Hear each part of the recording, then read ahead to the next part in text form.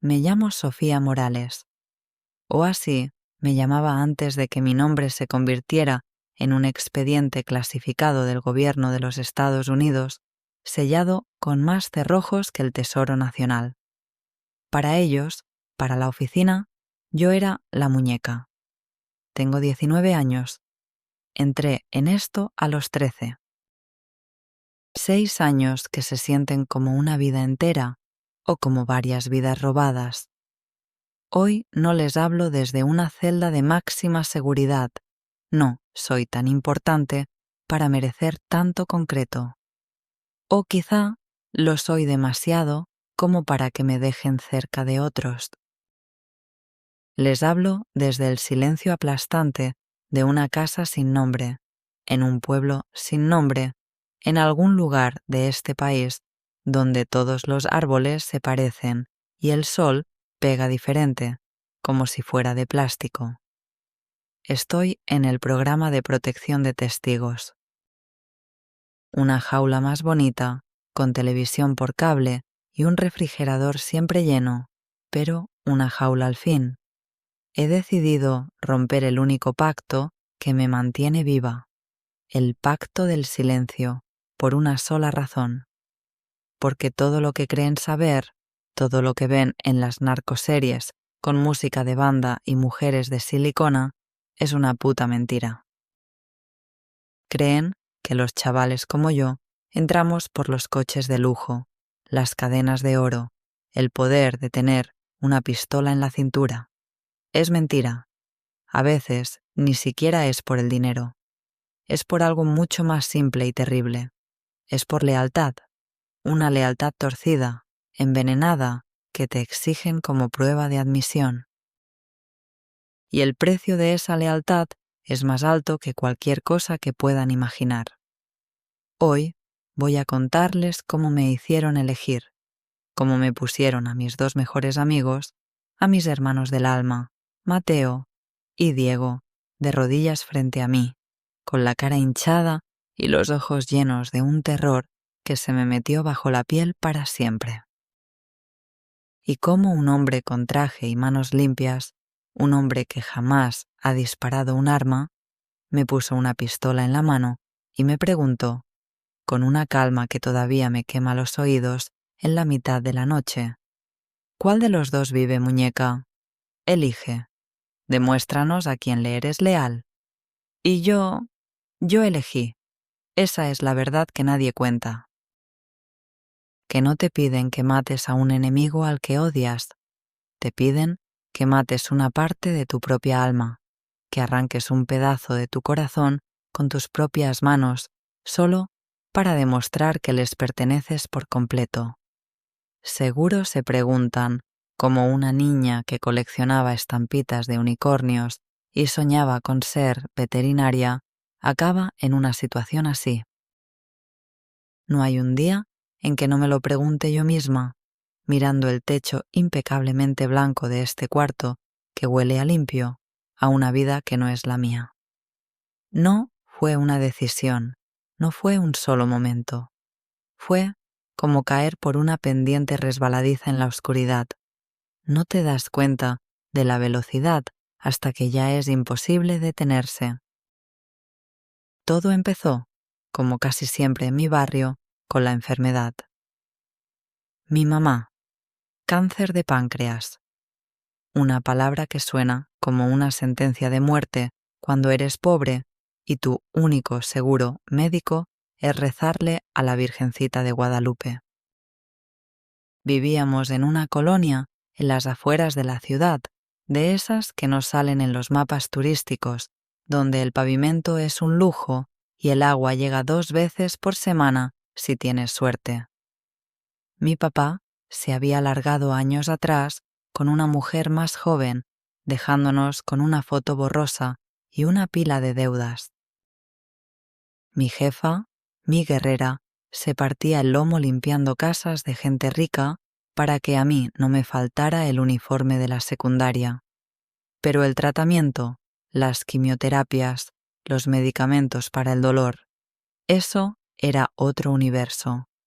Los pocos ahorros que teníamos se fueron en las primeras 2 semanas. Luego empezamos a vender las cosas.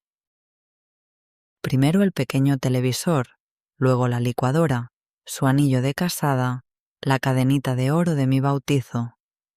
Cada objeto que salía de la casa era un pedazo de nuestra vida que se iba para siempre. El dinero se escurría como agua entre los dedos y la desesperación era como un animal agazapado en la esquina más oscura de nuestra pequeña casa de 2 cuartos, un animal que crecía cada noche. Veía a mi mamá hacerse pequeña, transparente, y el miedo me ahogaba.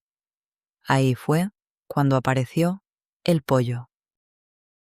Era un puntero de la zona, un tipo flaco y con ojos de pájaro asustado que siempre andaba en una motoneta ruidosa. Me veía pasar todos los días, camino a la secundaria, con la cara larga y los hombros caídos. Un día me frenó en seco. «Oye, muñeca», me dijo, y esa palabra me dio un escalofrío. He visto que andan batallando mucho. Tu jefa está mal, ¿no? Te puedo ofrecer una chambita fácil, no tienes que hacer nada malo. La mentira siempre empieza así, disfrazada de inocencia. Solo tienes que pararte en esa esquina, la que da a la avenida. Si ves una patrulla de los federales o una camioneta rara, de esas Suburban negras, me mandas un mensaje. No más eso. 1.000 pesos a la semana. 1.000 pesos. En ese momento, 1.000 pesos eran la diferencia entre una semana más de quimio para mi mamá o no. Eran la vida. No lo pensé. O sí lo pensé, pero la imagen de mi madre, cada vez más delgada y pálida, vomitando en el baño, borró cualquier duda, cualquier pizca de moral que me quedara. Acepté. La primera semana, cuando llegué a casa con esos 10 billetes de 100, arrugados y sudados en mi mano, mi mamá lloró. Le mentí. Le dije que una de las señoras para las que limpiaba me había dado trabajo cuidando a sus hijos por las tardes. Ella me abrazó tan fuerte que sentí sus huesos y me dijo que estaba orgullosa de mí. Esa mentira fue la más cruel de todas. Ese billete olía a gasolina y a miedo, pero para mi mamá olía a esperanza. Y así empecé. Dejé de ser Sofía, la de 10 en la escuela. Me convertí en una sombra en una esquina, con un celular barato en la mano que se sentía como una bomba de tiempo. Era la halcón más joven de la zona, y era buena, muy buena. Porque nadie, absolutamente nadie, sospecha de una niña de 13 años con uniforme de secundaria y una mochila llena de libros. Era invisible, y en este negocio, ser invisible es el mayor superpoder que puedes tener. Es lo que te permite acercarte más al fuego sin que nadie vea que te estás quemando. Mi bautizo de fuego no fue con un balazo, como se imaginan. Fue mucho más sutil, más cabrón. El pollo vio que yo era lista, que no preguntaba, que tenía la mirada fría de alguien que ya ha visto demasiado para su edad. Un par de meses después de empezar como halcón, me mandó llamar. Ya no era en la esquina, sino en una casa de seguridad, una de esas viviendas grises e idénticas a las demás, diseñadas para no llamar la atención.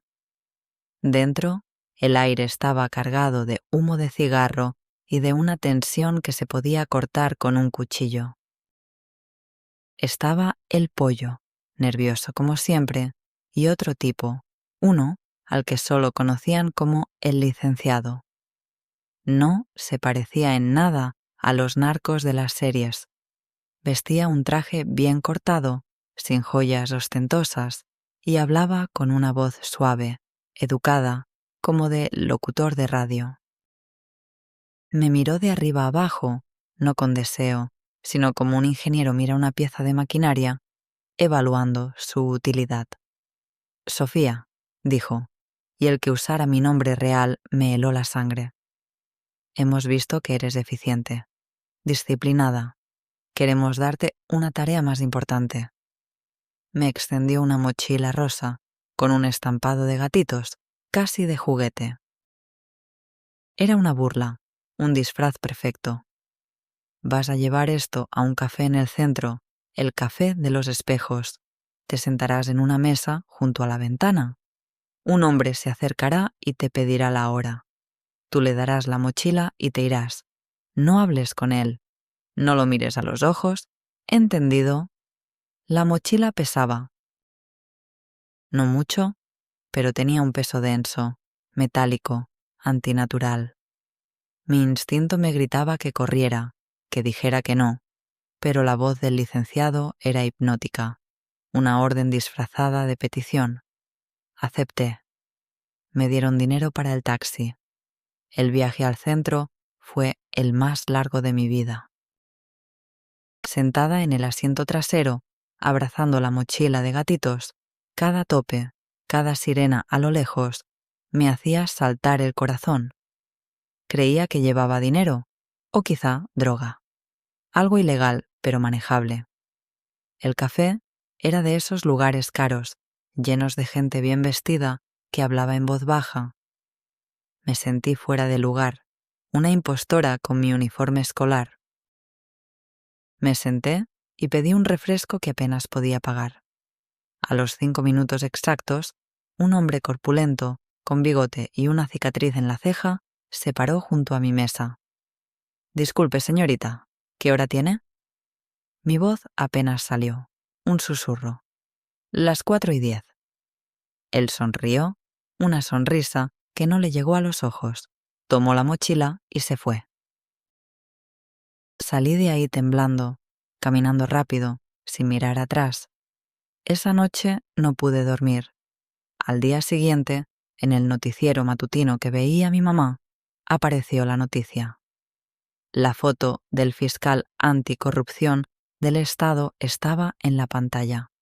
Lo habían acribillado saliendo de su oficina a 2 cuadras del Café de los Espejos. La nota decía que el arma utilizada era un rifle de asalto de última generación, de uso exclusivo militar, capaz de atravesar blindajes, un regalo de alta tecnología. Entendí todo en un instante helado. La mochila, el peso metálico, el hombre del bigote. Yo no había entregado un paquete, había entregado una sentencia de muerte. Había sido el arma antes del arma. Corrí al baño y vomité hasta que sentí que se me salía el alma. Cuando el pollo me entregó mi pago esa tarde, un fajo de billetes que nunca había visto juntos, no sentí alegría. Sentí un asco profundo, un odio hacia mí misma que me quemaba por dentro, pero los tomé.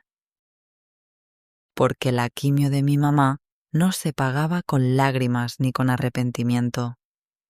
Ese día me di cuenta de la verdad del negocio. La violencia más terrible no la cometen los tipos con cuernos de chivo, sino los que dan las órdenes con voz tranquila en cuartos con aire acondicionado. Y yo, la niña invisible, era su arma perfecta, su instrumento esterilizado. Fue entonces cuando conocí al licenciado de verdad. Él se convirtió en mi jefe directo. Me sacó de la calle. Me explicó que mi valor no estaba en vigilar una esquina, sino en mi apariencia. Nadie sospecha de una niña bonita y bien educada, me dijo un día, mientras comíamos en un restaurante de lujo al que nunca habría soñado entrar. Tú eres mi pasaporte a lugares donde mis muchachos con cara de matones no pueden entrar. Eres el disfraz perfecto. Y comenzó mi transformación. Me enseñó a vestir, a hablar, a comportarme. Me llevó a las tiendas más caras y me compró ropa que costaba más que nuestra casa.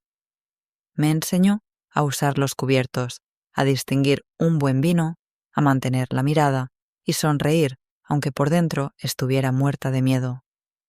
Me convirtió en su protegida, en su muñeca personal. Mi trabajo ahora era ser su mensajera de confianza. Llevaba recados verbales, memorias USB encriptadas, a veces maletines con fajos de dinero, a políticos de alto nivel, a empresarios multimillonarios, a jefes de policía condecorados. Entraba en oficinas de gobierno con pisos de mármol, en clubes privados donde se cerraban los negocios del país, en residencias con más guardias que el presidente. Yo era la cara amable del terror.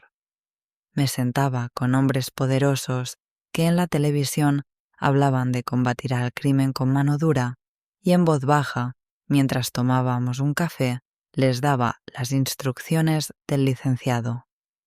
Vi con mis propios ojos cómo se movían los hilos de la nación. Vi a un senador recibir $1.000.000 en un maletín para que votara en contra de una ley de extradición. Vi a un general del ejército recibir las coordenadas de un convoy rival para que sus hombres, casualmente, estuvieran patrullando en otro sector. Descubrí que la oficina no era solo un cartel. Era un gobierno en la sombra, un poder fáctico con tentáculos en todas partes. El licenciado no era un narco, era un estratega, un CEO del crimen. La droga era solo una de sus divisiones de negocio, la más ruidosa, la que atraía la atención de los medios. El verdadero poder estaba en la información, en el chantaje, en la corrupción. Y yo era el correo de ese poder. En medio de todo ese vértigo, de esa vida doble, solo había una cosa que me mantenía cuerda, que me recordaba quién era Sofía, mis amigos, Mateo y Diego. Nos conocíamos desde el kinder, eran mis hermanos. Ellos no sabían los detalles de mi trabajo. Creían la historia que yo había inventado, que andaba con un empresario rico y mayor que me había tomado bajo su ala, como una hija. A veces, cuando la logística se complicaba, les pedía favores. Oigan, ¿me pueden llevar a tal lugar? Es que mi chofer no pudo venir. O ¿me guardan esta caja unos días? Es un regalo para mi jefe y no quiero dejarla en casa. Eran cosas inocentes para ellos. Un aventón, un favor para su amiga Sofía. Un día les pedí que me guardaran una caja de herramientas sellada. Les dije que eran unas piezas de importación para mi patrón. Se rieron, hicieron bromas sobre si me había vuelto mecánica. Esa caja contenía 3 kilos de fentanilo puro. Ellos no lo sabían. Yo sí. Y el peso de esa traición, de usar su inocencia, era una carga que se sumaba a todas las demás. Eran mi ancla, mi pedazo de tierra firme en un océano de sangre y mierda. Nunca imaginé que esa ancla sería la que me arrastraría al fondo. La culminación, el día que todo se rompió en 1000 pedazos, llegó sin aviso. Un operativo federal, uno muy grande y coordinado con la DEA, había desmantelado una de las rutas de trasiego más importantes del licenciado hacia Texas. Perdieron millones de dólares, toneladas de mercancía y a varios hombres clave. El golpe fue demasiado preciso, demasiado quirúrgico. Alguien había hablado. Hubo una filtración desde adentro. La paranoia, la enfermedad más letal en este negocio, se apoderó de la organización. Empezaron las limpias internas. Todos eran sospechosos. Una noche, 2 camionetas negras se pararon frente a mi casa. No eran los escoltas de siempre. Eran los limpiadores, un grupo de sicarios de la vieja escuela, de esos que no hablan, solo obedecen. Me subieron a la fuerza. No me dijeron nada.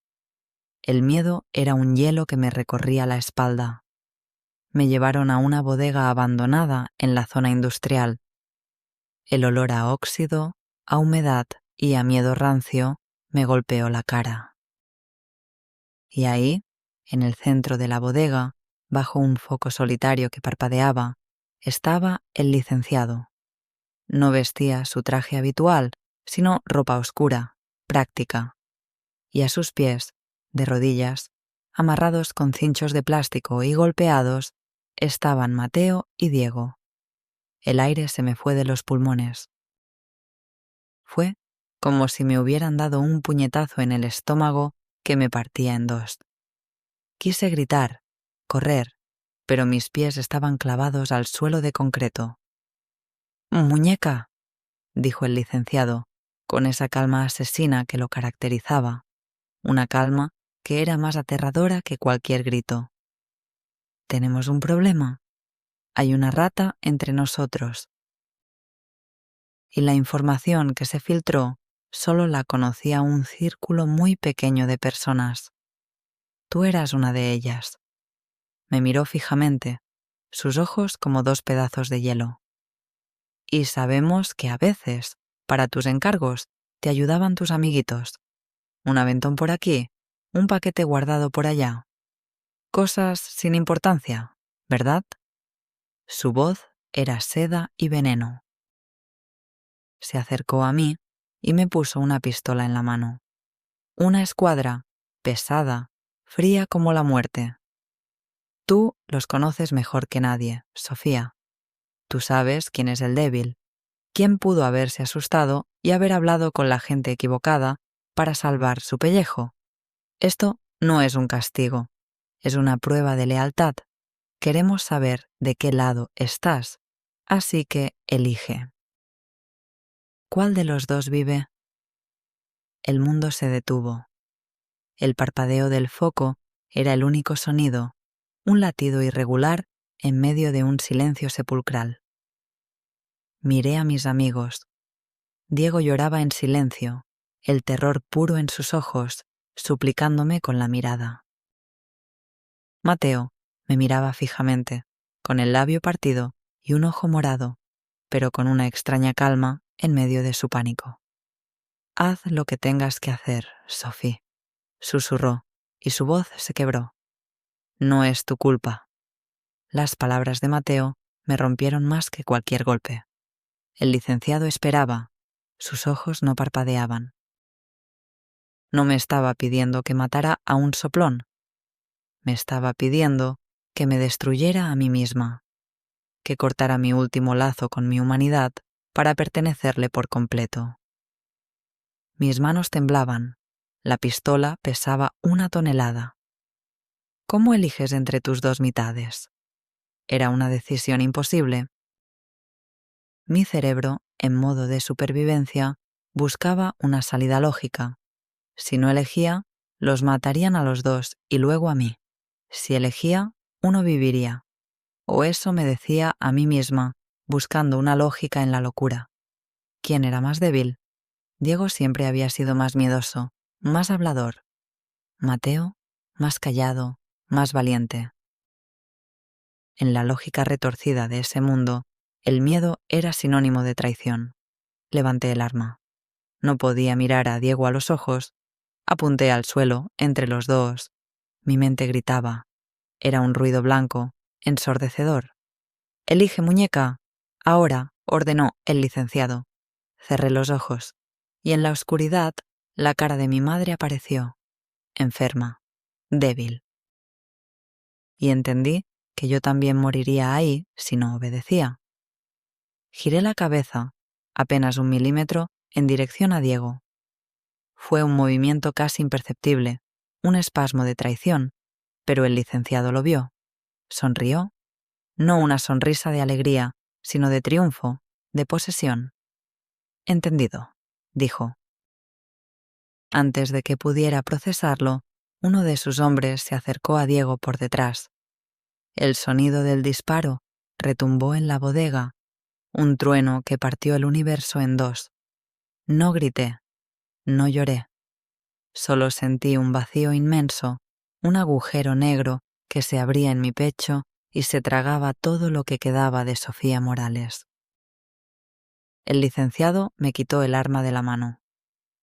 «Bienvenida a la familia», me dijo, y me dio una palmada en el hombro como si me felicitara por un trabajo bien hecho. Soltaron a Mateo. Él se quedó ahí, paralizado, mirando el cuerpo de nuestro amigo. Luego levantó la vista y me miró. En sus ojos no había odio ni rabia. Había algo mucho peor. Pena. Y una distancia infinita. En ese momento supe que yo también había muerto en esa bodega. Ese fue el punto de no retorno. La elección no fue el final, fue el principio de mi caída. El licenciado me había quebrado, me había vaciado por dentro. Me convertí en la muñeca perfecta, fría, eficiente, sin alma. Cumplía las órdenes sin pestañear, sin preguntar. Me volví su sombra, su instrumento más afilado, pero por las noches, el rostro de Diego, con sus ojos llenos de terror y confusión, me visitaba en sueños, y durante el día, la mirada rota de Mateo me perseguía como un fantasma. Él sobrevivió, sí, lo soltaron como prometieron.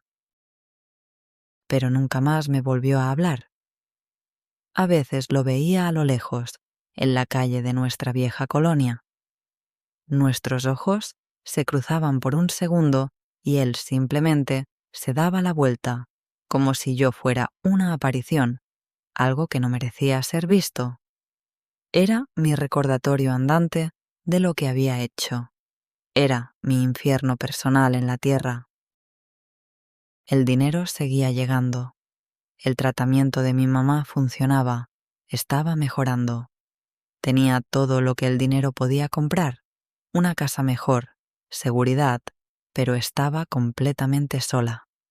La soledad era mi nueva celda, una mucho más grande y vacía que la bodega. Comencé a cometer errores, pequeños al principio. Olvidaba detalles de una entrega, confundía nombres, llegaba tarde. Mi mente estaba en otro lugar, atrapada en el eco de ese disparo. El licenciado lo notó. La confianza que me tenía, mi mayor activo, empezó a erosionarse. Ya no era su pieza más valiosa. Me estaba convirtiendo en un riesgo. Una pieza dañada que sabía demasiado. Entendí que la prueba en la bodega no había sido para encontrar a una rata. Probablemente nunca hubo una. La prueba había sido para ver si podían romperme y moldearme a su antojo, y una vez rota, una vez que sirves a tu propósito, te vuelves desechable. Empecé a sentir sus ojos sobre mí todo el tiempo. Los escoltas ya no parecían protegerme, sino vigilarme. Mis llamadas tenían un eco extraño. Yo, que había sido la maestra del sigilo, ahora estaba atrapada en una red que yo misma había ayudado a tejer. Sabía que era cuestión de tiempo. Cuando ya no les sirviera, o cuando representara un peligro por todo lo que sabía, me eliminarían, como a Diego. Sin pensarlo 2 veces, el miedo, ese viejo conocido de mis primeros días, volvió con una fuerza brutal, pero esta vez era diferente. No era miedo a la pobreza, era miedo a la muerte. Y decidí que no iba a terminar en una zanja anónima. Tenía que salir, o morir intentándolo. El plan de escape fue lo único que me mantuvo viva durante meses. Era una locura, un suicidio. Huir de la oficina era imposible. Te encontraban donde fueras. Pero yo tenía una ventaja. Conocía sus secretos. No los de la calle, no los de los cargamentos de droga. Conocía los nombres de los políticos, de los empresarios, de los federales que estaban en su nómina. Conocía las cuentas bancarias en paraísos fiscales. Conocía la verdadera cara del poder. Empecé a recopilar pruebas en secreto. Era un juego mortal. Usando mi acceso privilegiado a la oficina del licenciado, copié archivos de su computadora a una memoria USB encriptada, una que parecía un llavero de Hello Kitty. Grabé conversaciones con un dispositivo diminuto que escondía en mi ropa. Cada pieza de información era un clavo más en mi propio ataúd si me descubrían, pero también mi única póliza de seguro. Una noche lo supe. Uno de mis escoltas habituales fue reemplazado sin previo aviso por una cara nueva, un tipo con ojos de reptil que no me quitaba la vista de encima. Era la señal. Mi tiempo se había acabado.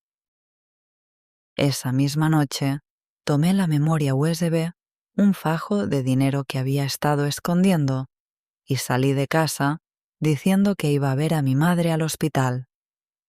Despisté a mi escolta en el tráfico del centro, abandonando el coche en un estacionamiento subterráneo y saliendo por la puerta peatonal. Y corrí como nunca en mi vida. No tenía un destino claro. Solo sabía que tenía que llegar a la frontera. Sabía que mi única opción era entregarme a los gringos. La DEA, el FBI, quien fuera. Mi información valía más para ellos que mi vida para el licenciado. El viaje fue una pesadilla de 24 horas. Autobuses de segunda clase, escondiéndome en baños sucios, sin dormir, con el corazón en la garganta a cada sirena, a cada mirada que se posaba en mí más de un segundo. Llegué a Tijuana sintiéndome como un animal acorralado, con la paranoia pegada a la piel. Usando un teléfono público, hice la llamada más difícil de mi vida a un número de emergencia de la embajada estadounidense que había memorizado. Les dije quién era y qué tenía. Hubo un silencio largo al otro lado de la línea. Pensé que me colgarían, pero luego una voz grave me dio unas instrucciones precisas. Un lugar, una hora. La garita de San Isidro. Caminar hacia el oficial del carril 8. Decir una frase clave. Fue la caminata más larga de mi vida. Cientos de personas cruzando, y yo sentía que cada una de ellas era un sicario enviado para matarme. Llegué al oficial. Era un hombre joven con cara de aburrimiento. Me temblaba la voz. Tengo un mensaje para el halcón nocturno, dije. La frase clave. El oficial no cambió su expresión, pero sus ojos se movieron. Habló por su radio en un inglés rápido que no entendí, y en menos de un minuto estaba rodeada de agentes vestidos de civil que me sacaron de la fila y me metieron en un cuarto sin ventanas. Ahí se acabó mi huida. Ahí empezó mi nueva vida, o lo que queda de ella. Y aquí estoy, en esta casa que no es mi hogar, en este silencio que grita más que cualquier balacera. Mi madre murió hace 6 meses. Pude verla una última vez, por videoconferencia, con 2 agentes vigilando cada palabra que decía. No le pude contar la verdad. Murió creyendo que su hija era asistente de un hombre de negocios exitoso. Quizá fue mejor así. He testificado durante semanas. He contado todo lo que sé sobre el licenciado y su red de poder. Dicen que mi información ha llevado a arrestos importantes, de esos que no salen en las noticias. Dicen que he hecho lo correcto. Pero cuando me miro al espejo, no veo a una heroína. Veo a la niña que señaló a su amigo. Veo a una traidora. Hablo ahora, rompiendo las reglas, porque el silencio es lo que ellos quieren. Quieren que historias como la mía se pudran en el olvido, que nadie sepa cómo funcionan de verdad las cosas. Hablo por Mateo, donde quiera que esté, para que un día quizás sepa que no he pasado un solo segundo sin recordar la cara de Diego, sin sentir el peso de mi elección. Hablo porque mi nombre real es Sofía Morales, no la muñeca, y quiero recuperarlo aunque sea solo para decirlo en voz alta una última vez. Yo no elegí esta vida, pero tomé decisiones que me trajeron aquí. Cada paso, cada billete, cada mentira fue una elección. Y si estás ahí fuera, en un barrio jodido, sintiendo que no hay salida, y alguien te ofrece dinero fácil, una chambita, te ruego que me escuches. El narco no te ofrece un contrato, te ofrece una soda en una esquina. No te promete el mundo, te promete pagar la cuenta de la luz o la medicina de tu abuela. Así empiezan. Y una vez que tomas lo primero que te dan, ya eres suyo. Corre, corre y no pares, porque el primer pago te lo dan en billetes, pero el último lo cobras con el alma. Y en esa es una deuda que nunca, nunca terminas de pagar. Yo sigo pagando la mía cada vez que cierro los ojos. Me llamo Sofía Morales y llevo el fantasma de mi mejor amigo en mis manos. No dejen que les pase a ustedes.